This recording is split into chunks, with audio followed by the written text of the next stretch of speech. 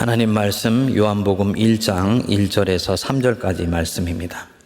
태초에 말씀이 계시니라. 이 말씀이 하나님과 함께 계셨으니 이 말씀은 곧 하나님이시라.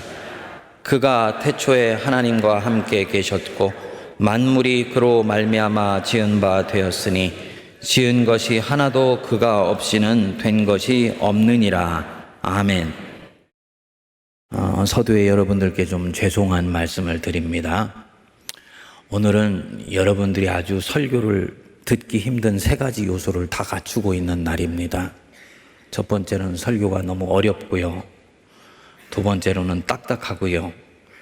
그리고 세 번째는 또 깁니다. 근데 성경 본문의 특성이 그렇기 때문에 어쩔 수가 없습니다. 우리 성도님들, 세문안교 성도님들은 다 스마트하시니까 길고 어렵고 또 재미도 없지만은 집중해서 들어주시길 부탁을 드립니다.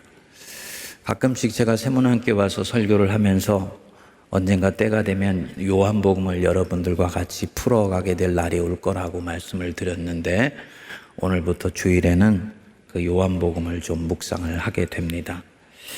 성경 66권이 다 중요하겠지만 성경학자들이 성경 속에 가장 중요한 책 두 권을 꼽으라 그러면은 크게 이견이 없이 로마서와 요한복음을 꼽습니다. 예수 그리스도가 가장 정확하게 드러나 있기 때문이에요. 사복음서 중에서 가장 늦게 주후 90년에서 110년 사이에 기록이 되었습니다. 그렇기 때문에 이미 요한복음서는 공관복음서 3권을 바탕으로 전제로 깔고 그 안에 주인공이신 예수 그리스도가 이 땅에 오신 의미가 무엇인지 신학적으로, 영적으로, 또 역사적으로 완전히 소화하고 성령께서 이 요한을 통해서 기록해 놓으신 겁니다. 그래서 66권 중에서는 어떻게 보면 가장 단순한 문체로 쉽게 쓰여졌지만 그 내용은 너무너무나 깊습니다. 파고 들어가도 끝이 없는 신비한 복음서가 바로 이 요한복음서라고 말씀드릴 수 있습니다. 그래서 초대교회 교부 오리겐은 이 복음서를 영적 복음서라고 불렀고요. 그 이후부터 2000년 기독교는 이 요한복음을 영적 복음이라고 그렇게 명명합니다. 이 영적 복음서는 복음서 전체를 얽어매고 있는 대주제가 있어요. 이 시줄과 날줄로 이 복음서를 얽는 하나의 중심 뼈대입니다. 그래서 공관복음서처럼 예수님 사건을 연대기적으로 서술한 것이 아니고 사도 요한이 어떤 주제의식을 가지고 예수 사건의 의미 중에서 생애를 해석해서 여기에 구성해 놓았습니다. 인위적인 것 아니냐라고 할 수 있습니다만 성령께서 요한을 통해서 하신 일이지요. 그래서 요한복음 20장 31절에 보면 이 책의 대주제이면서 요한복음을 기록한 목적을 써놨습니다. 오직 이것을 기록함은 너희로 예수께서 하나님의 아들 그리스도이심을 믿게 하려 하며 또 너희로 믿고 그 이름을 힘입어 무엇을 얻는다고요? 생명을 얻게 하려 합니다. 예수의 이름을 힘입어 생명조회 이것을 얻게 하는 것이 이 요한복음을 쓴 목적이다. 그러니까 요한복음의 주제는 생명입니다. 어떻게 해서 이 세상 속에서 때로는 별 볼 일 없고 때로는 미미해서 돌뿌리같이 채이는 작고 초라해 보이는 인생이 예수 그리스도를 구주로 만나서 생명을 얻고 더 풍성히 얻게 되는가? 이것을 요한복음이 보여주는 것입니다. 그래서 예수님이 이 땅에 오신 이유에 대해서도 공관복음서와는 좀 결이 다르게 말씀을 합니다. 마태복음에 보면은 예수님이 오신 이유를 이렇게 말씀했습니다. 인자가 온 것은 섬김을 받으려 함이 아니라 도리어 섬기려 하고 자기 목숨을 많은 사람의 대속물로 주려 함이다. 예수님이 성육하신 목적은 대신 속죄함의 의미가 있다고 보는 것입니다.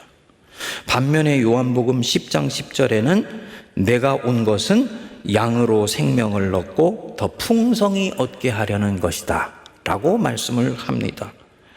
둘이 서로 충돌되는 것 같지만 서로 분리되어 있지 않아요. 생명이라는 큰 주제 속에서 서로 연결되어 있습니다. 대속을 통해서 죄 용서를 얻는 것, 그것은 요한복음이 볼 때는 생명의 시작입니다. 한국교회는 자꾸 이 대속만 보고 죄 용서에 머물려고 하는데, 대속은 이제 새로운 생명이 시작되었다라는 것을 말하는 것입니다. 이제 거기에 더해서 이 생명을 더 풍성히 얻고 누리게 하는 것. 그래서 하나님의 사랑을 흠뻑 받았기에 자발적이고 능동적이고 자유함으로 하나님을 사랑하기에 누군가에게 생명을 전하고, 하나님을 사랑하기에 내 목숨을 주님을 위해서 기쁨으로 드릴 수 있게까지 나가게 하는 것. 이게 요한복음의 목적이에요. 요한복음이 가는 길입니다. 그러니까 사실 이때까지 대속의 은혜를 깊이 누려왔던 한국교회로서는 생명을 얻고 더 풍성히 얻는 새 길을 이제 본격적으로 신앙의 여정으로 가져가야 되는 이 시점에서 요한복음은 우리 한국교회도 굉장히 중요한 책이라고 볼 수 있는 것이지요. 자, 이 생명, 이 조회를 얻고 더 풍성히 얻기 위해서 뭐가 필요하냐? 변화가 필요합니다. 변화가. 그렇기 때문에 이 요한복음은 공관복음처럼 예수님의 행적을 객관적인 사료에 따라서 연대기 쪽으로 기록하기보다는 예수님이 만난 사람들, 예수님이 일으키신 사건들을 통해서 어떻게 사람들이 변화되어서 생명을 얻었는지, 변화되어서 그 생명이 꽃피워지게 되었는지를 초점을 두고 기록하고 있습니다. 그래서 예수님을 만나 변화된 이야기가 복음서 전반부에 가득 차 있어요. 이미 요한복음 1장 42절부터 베드로가 예수님께 왔을 때 예수님이 말씀하셨어요. 네가 지금은 요한의 아들 시몬이나 장차 변하여서 게바가 될 것이다. 변화에 대한 예고이죠. 그리고 2장에 가면서 물이 포도주로 변화된 이야기, 그 다음에 4장에 가면서 예수님 만나서 변화된 우물가 수가성의 여인 이야기, 그리고 예수님 만나서 변화된 베데스다 연못가의 안진뱅이 이야기, 그리고 변화가 되고 싶어서 한밤중에 예수님 찾아온 니고데모 이야기 등등이 전반부에 쭉 펼쳐져요. 변화를 얘기하는 것입니다. 그리고 요한복음의 마지막 결론이 이 시몬이 21장에서 예수님 다시 만나서 마침내 베드로가 된 사건. 네가 나를 사랑하느냐? 내가 주를 사랑하느나이다. 그러면 이제는 네가 내 양을 쳐라. 변화의 완결로 마무리되는 겁니다. 그러니까 결론적으로 이 요한복음은 생명이라는 화두를 두고 이를 위해서 예수께서 사람을 어떻게 변화시켜 나가시는가. 그러니까 생명과 변화라는 이 타원형의 두 축으로 요한복음의 주제가 구성되어 있다고 볼 수 있는 거죠. 자, 이 위대한 영적 복음이 이제 이렇게 시작이 됩니다. 태초에 말씀이 계시니라. 요한복음 1장 1절부터 18절까지가 요한복음의 서문격인데, 그 중에서도 이 1절부터 3절까지가 요한복음이라는 이 생명의 보고 안으로 들어가는 입구예요. 요한복음이라는 이 화려한 생명의 보고 안으로 들어가는 대문이라고 얘기할 수 있습니다. 요 1절부터 3절까지가 오늘 우리 안에서 열리지 않으면 요한복음의 세계는 잘 열리지를 않습니다. 그러다 보니까 많은 요한복음서 강해들이 사실은 영적인 복음서인데 자꾸 윤리적으로나 도덕적으로 해석해 놓은 경우가 많고, 단일한 사건들 하나하나를 그냥 영적으로 풀어놔서 두 개가 연결되지 않는 경우가 대단히 많습니다. 이유가 뭐냐면 1절부터 3절까지라는 어떻게 보면 대단히 어렵고 터프해 보이는 이 구절을 파고 들어가지를 않기 때문입니다. 오늘 여러분들하고 한번 파고 들어갈 것인데 그렇기 때문에 중요하지만 어렵다고 말씀을 드린 것입니다. 신경을 좀 바짝 곤두세우시고 우리 세문안교회 교우들은 다 스마트하시니까 성령께서 지혜 주실 줄 믿고 말씀을 드립니다. 자, 거기 보시면 그 첫 문장 다시 봅니다. 태초에 무엇이 계시니라? 말씀이 계셨다. 헬라어로는 엔 아르케 엔 호로고스 이렇게 나왔어요. 엔 아르케 태초에예요. In the beginning. 엔 다시 엔인데 다른 엔입니다. 있었다, 존재했다, 계셨다. 뭐가 목적어가 나와야죠. 어순으로 봤을 때 호로고스 말씀이 계셨다. 아, 세상의 시작을 말하는 것이구나. 구약에 뭐가 생각나세요? 창세기 1장 1절. 태초에 하나님이 천지를 창조하시니라. 앞에 부분을 생각해 보면 질문이 다시 나와야 됩니다. 요한복음 1장 1절이 생명의 보고 안으로 들어가는 문이고 이 생명과 변화라는 대주제를 푸는 키다 라고 얘기를 했는데 그게 세상의 기원을 가르쳐 주는 거하고 무슨 상관이 있냐? 세상의 기원을 아는 것과 이 생명이 무슨 관계가 있는 것이냐? 밀접한 관계가 있습니다. 사실은 결정적 관계가 있습니다. 한 사람이 세상을 어떻게 보고 있는가? 그 세계관이라 그러죠.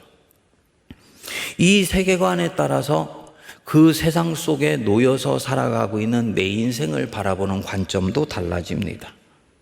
그러니까 세계관이 어떠냐가 내 인생관을 정해준다는 말입니다. 내가 세상을 전쟁터로 보고 있다. 그럼 나는 그 전쟁터 속에서 살아가는 병사예요. 당연히 이 전쟁터에서 살아남기 위해서 몸부림치는 인생을 살게 될 것입니다. 세상을 하나님의 정원으로 보고 있다. 세상은 때로는 힘들고 고난과 역경이 있지만 그럼에도 불구하고 세상은 하나님의 은혜의 정원이다 라고 생각하면 이 사람은 인생의 큰 그림을 하나님의 품 안에서 살아가는 포근하고 따스한 인생으로 머릿속에 그리면서 살게 될 것입니다.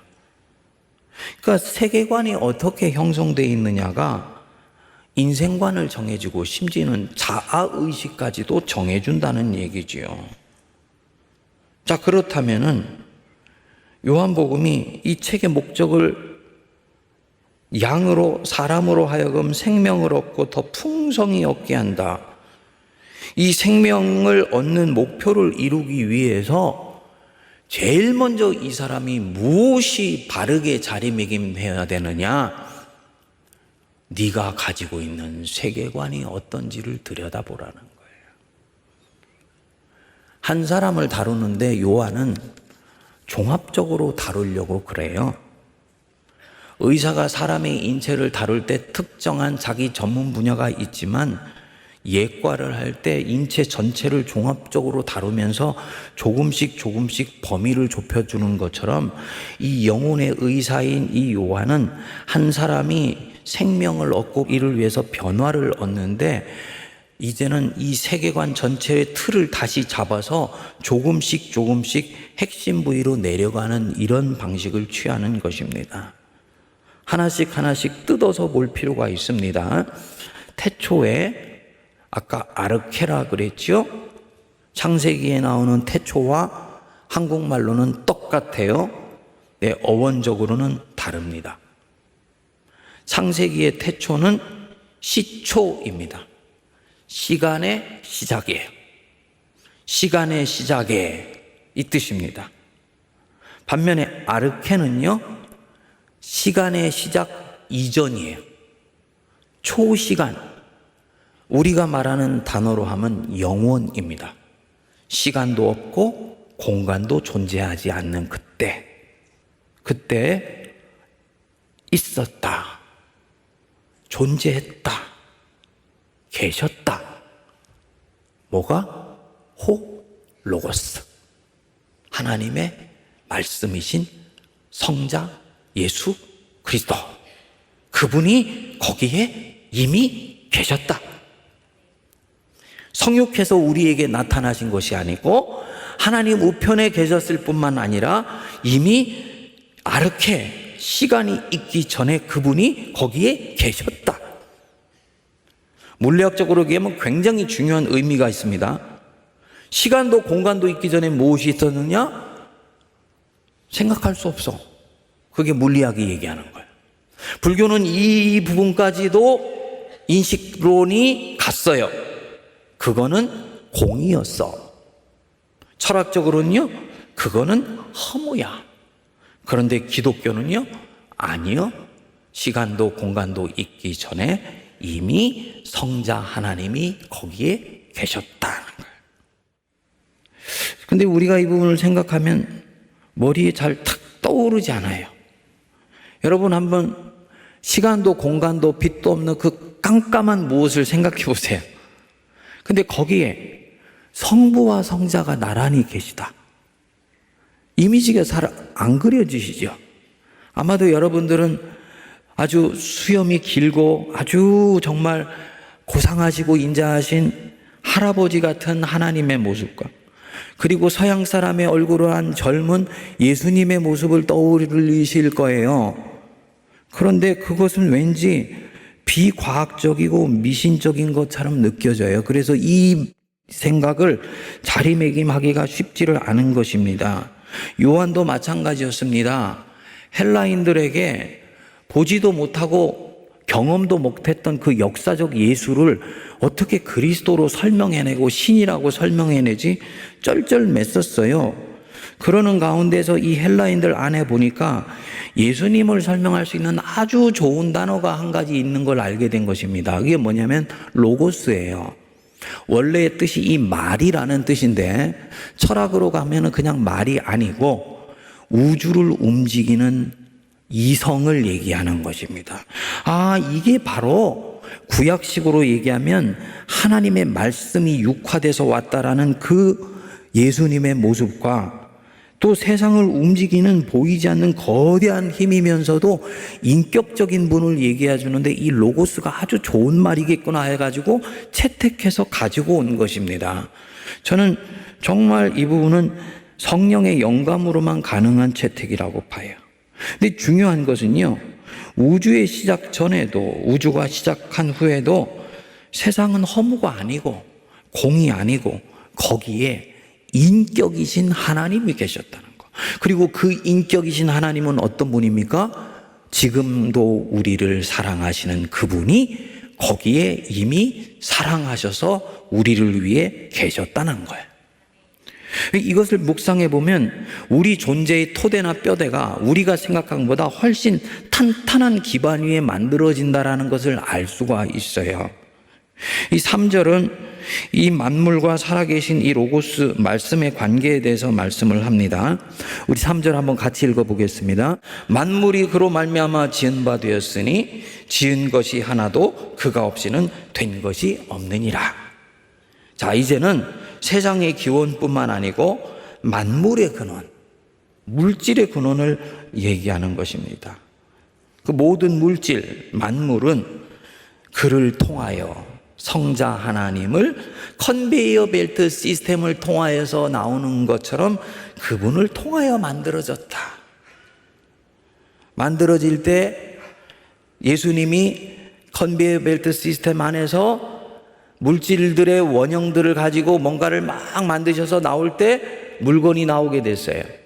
산도 나오고 바다도 나오고 물도 나오고 바위도 나와요. 흙도 나와요. 주님이 뭘로 만드셨을까요?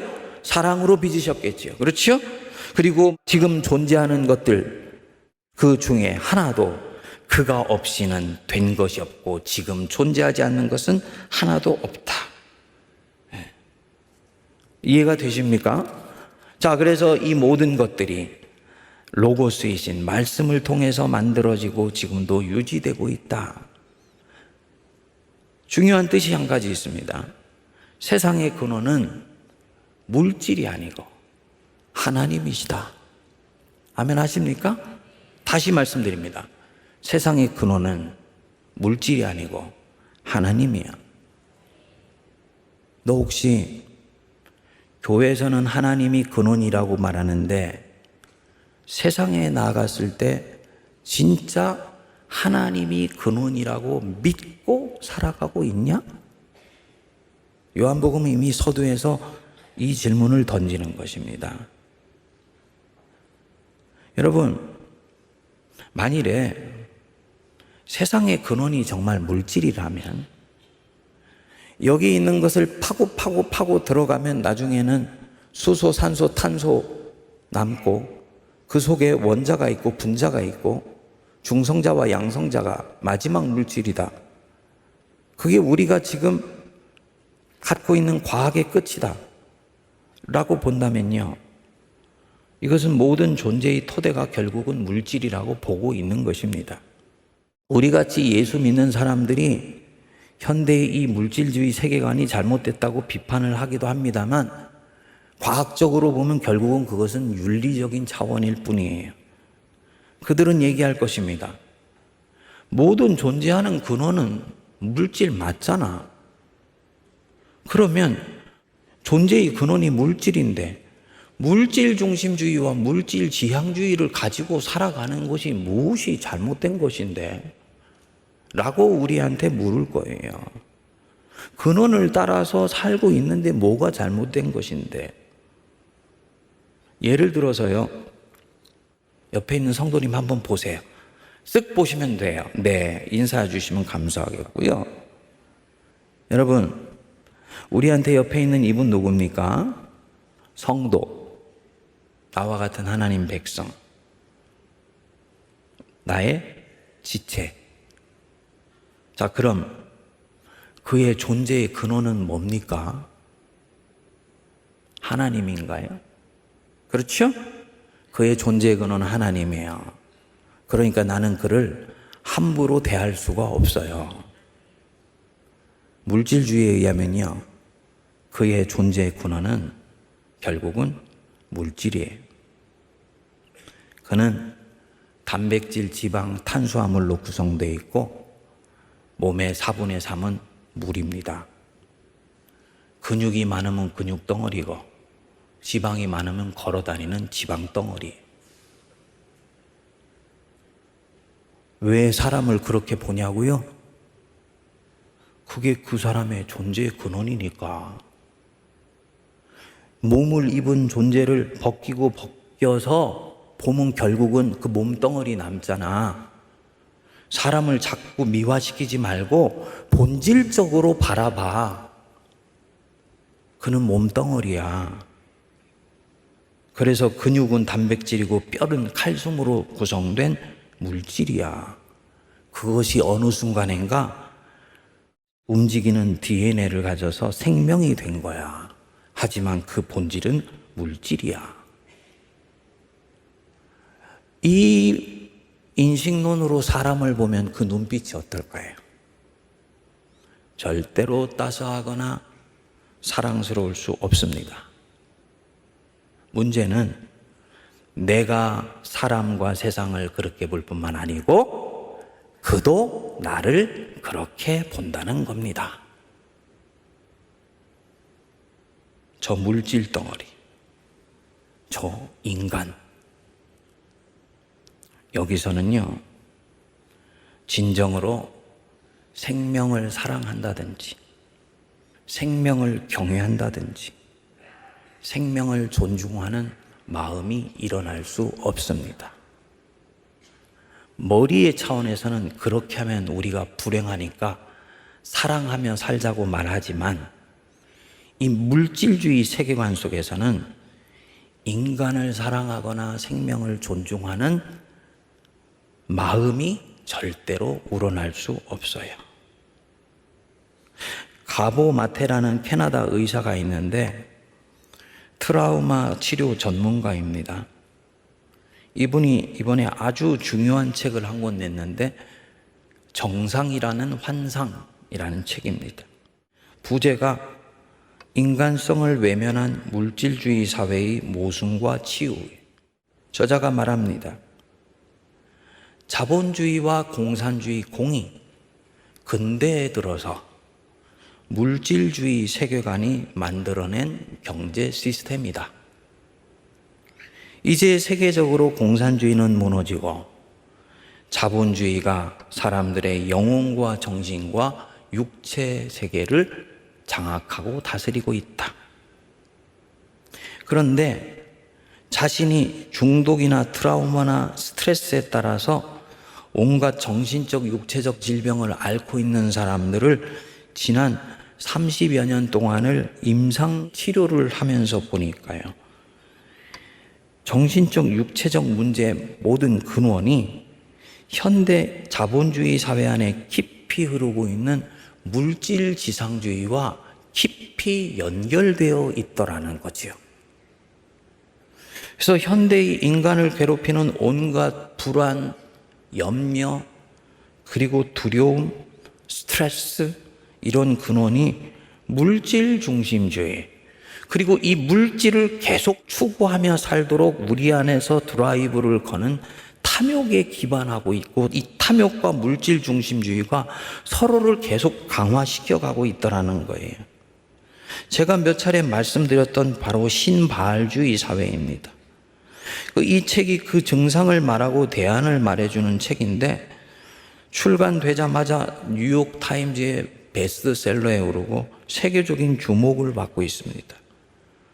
문제의 진실을 말해주기 때문이에요.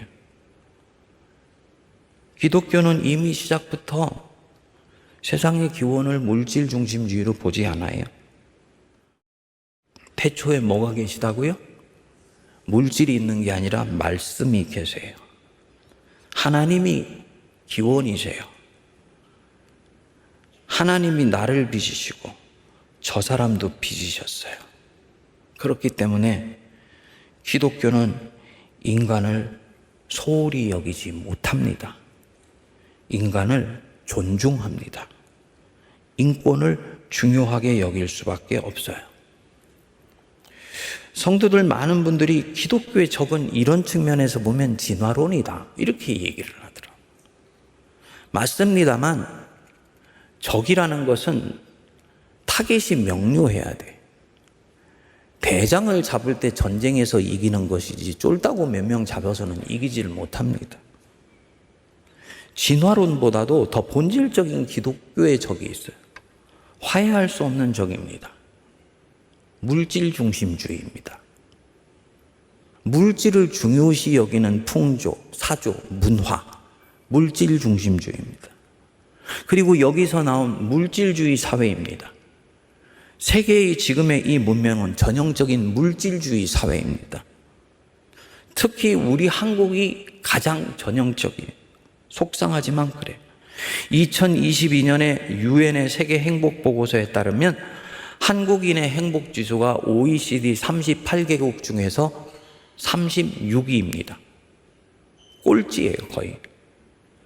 그리고 다른 보고서에서 행복을 결정하는 네 인생의 요인이 무엇이냐 하고 물었습니다. 근데 자본주의를 먼저 시작했던 이 유럽이나 미국에서는 가족, 여가, 인간관계, 자아실현, 이런 것들을 들었어요. 그런데 한국에서는 압도적으로 경제력이 1순위였습니다. 돈이었어요. 뭘 말하겠습니까? 가장 후발적으로 선진국이 된 나라가 한국인데 전 세계에서 물질주의 사회 문화가 가장 팽배한 것이 한국이다라는 말입니다. 한국에 그리스도인이 25%가 있는데 그리스도인이 가지고 있는 창조신앙의 세계관이 전혀 세상에 영향을 미치지 못할 뿐 아니라 우리 자신도 그 세계관 속에 젖어서 살아가고 있을지 모른다는 뜻이야. 교회에서는 창조론을 사도신경으로 고백하지만 우리가 사는 삶의 방식은 아주 물질지향적일 수 있다는 얘기죠. 돈 있으면 안심하고 돈 없으면 불행하고 통장이 마이너스가 되면 내 실존이 떨리는 것. 뼈 아프지만 사실일 수 있습니다. 이런 우리에게 요한복음이 말씀합니다. 아니야 얘들아, 태초에 물질이 있었던 것이 아니야. 너를 사랑하시는 하나님이 거기에 계셨어. 하나님이 그 사랑으로 세상을 만드시고 물질을 하나님께서 만드시고 성자 예수님의 사랑이 아니면 그 어떤 것도 지금 존재하지 않는 것은 없어. 이게 세상의 기원이고 네 인생의 기원이야. 너는 그 세상 속에서 네 인생이 살포시 노임받아서 살아가고 있는 것이야. 그러니 너는 불안하거나 두려워하거나 염려하지 않아도 된다. 하나님 따라가면 존재의 근원이신 그분이 네 안에서, 네 밖에서, 네 세포 속에서 역사하실 것 믿어라. 믿으시죠? 이 말은요, 만물이 그 안에 인격을 갖고 있다는 말입니다. 만물이 그로 말미암아 지은 바 되었으니 지은 것이 하나도 그가 없이는 된 것이 없느니라. 만물이 그 속성으로 사랑의 본질을 갖고 있다는 얘기예요. 범신론이 아니에요. 범신론이라는 것은 만물 안에 신이 있다는 얘기고요. 이 1장 3절은 신이 거기에 들어있다는 것이 아니고 신이 터치해서 주신 은혜와 사랑의 손길이 역사하고 있다는 겁니다. 길가에 채이는 돌멩이 하나, 산에 있는 나무, 바위 하나하나에도 하나님의 사랑의 손길이 있어 그것이 지금 거기에 존재하고 있다. 주님의 사랑과 관계없이 내던져져 있는 존재는 하나도 없다. 보이지 않는 것, 말 못하는, 움직이지 못하는 이 무생물인 바위도 흙도 그러한데 하나님의 형상으로 만들어진 너는 오직하랴. 너는 내던져져 지금 몸부림치며 살아가고 있는 존재가 아니야. 만물 중에 하나도 그가 없이는 된 것이 없느니라. 이 세상을 보는 인식의 지평을 열어주는 것입니다. 제가 이 토요일 날 되면 그 교회 이제 주보에 낼 1차 그 원고를 이렇게 보내고 난 뒤에 항상 인왕산을 이렇게 산행을 한 1시간 정도를 합니다. 전에도 말씀드렸듯이 인왕산을 가면 참 그 산에 바위와 숲과 꽃과 이 길들이 잘 어우러져 있는 아주 좋은 산이에요. 그 하늘에 있는 새와 산에 있는 숲들 보면서 아, 저들도 나와 같이 함께 만들어진 내 형제 피조물들이고 내 형제 자매구나 하고 생각하고 이렇게 보면 굉장히 그 산의 정경이 내게 가깝게 느껴지게 돼요. 근데 이번에는 길을 걸으면서 1장 3절을 이 묵상하고 머리에 떠올리면서 걷게 된 거예요. 이 산에 있는 어떤 것들도 성자 예수님으로 말미암지 않은 것이 없고 예수님이 아니면 지금 여기에 존재하고 있는 것이 하나도 없구나 하고 보니까 이 있는 것들이 전혀 다르게 다가오는 거예요. 나하고 이렇게 거리감을 가진 존재가 아니고 저에게 바짝 다가와서 내게 밀착해서 나와 함께 있다라는 인식이 확연하게 들어오는 거예요. 고개를 끄덕이는 형제는 지금 뭔가를 보고 있는 거예요. 예를 들어서 이 컵이 있는데요. 이건 컵이에요. 얘는 얘고 나는 나예요. 이게 세속적인 인식론이에요. 그런데 만물 중에 하나도 하나님으로 말미암지 않고는 지은 것이 없고 지금 존재하는 것이 없다. 즉 이것이 존재하는 것도 나와 똑같이 하나님의 사랑으로 인해 존재하고 있다고 꿰뚫어 보기 시작하면요, 얘가 나에게 바짝 다가와요. 그래서 얘와 내 사이에 알 수 없는 영적 연대의식이 생긴다라는 것을 느끼게 됩니다.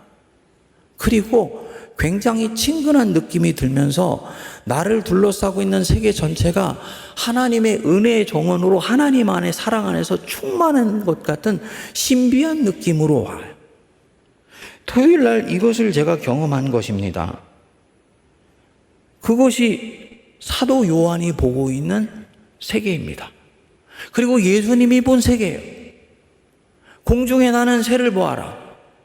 길가에 있는 풀을 보아라. 하늘에 푸르게 펼쳐져 있는 창공을 보아라. 그 속에 하나님의 사랑이 충만하며 그 세계 속에서 천부께서 먹이시고 입히시고 살피시고 있다. 하물며 너희일까 보냐. 이 믿음이 없는 자들아, 이방인의 눈으로 세상을 보지 말아라. 지금 이 마음인 거예요. 그 속에요, 사람 하나가 나에게 딱 다가와 있는 거예요.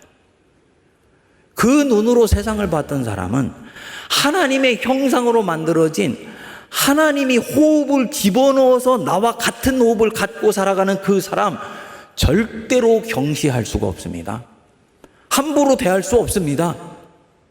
인간을 진정으로 존중하고 경외하기까지 할 수 있는 그 생명을 소중히 여기는 마음은 바로 여기서 나오는 거예요. 그리고 내가 그를 그렇게 보기 시작하는 순간 그도 나를 그렇게 보기 시작하면서 이 안에 놀라운 변화가 나타나게 되는 것이죠. 사랑하는 여러분, 어떤 세계관 가지고 살고 계신지요? 혹시 예수 그리스도를 믿고 있는데도 내 세계관은 아직 유물론적 세계관 갖고 있는 것 아닙니까? 공산주의자만 유물론적 세계관을 갖고 있는 것 아니에요. 회개하지 않은, 창조론으로 회개하지 않은 모든 자본주의자들도 전부 유물론자들입니다. 물질이 근원이라고 보고 있기 때문에. 그 가슴은 냉랭하고 타자나 세상을 보는 눈은 서늘합니다. 인생을 몰고 나가는 힘은 물질이요, 돈이요, 경제밖에 없습니다. 거기에 우리를 몰고 들어가려고 합니다. 요한복음은 그것 노! 하나님이 태초에 세상을 만드셨고 아르케 말씀이 계셨다. 그 말씀이 사랑으로 이 세상을 존재하게 하셨다. 아멘 하십니까? 이 세계관이 분명해지기를 바랍니다. 기도하겠습니다. 태초에 말씀이 계십니다. 말씀으로 말미암아 모든 것은 여기에 있으며 앞으로도 있게 될 것을 믿습니다. 사랑으로 지어진 우리, 사랑으로 지어진 내 형제 자매를 눈이 열리게 하여 주시고 이 아름다운 창조의 신앙으로 나를 보며 인생을 보며 세상을 보며 내가 살고 있는 가정과 사회와 직장을 보게 하여 주시옵소서. 예수님 이름으로 기도하옵나이다. 아멘.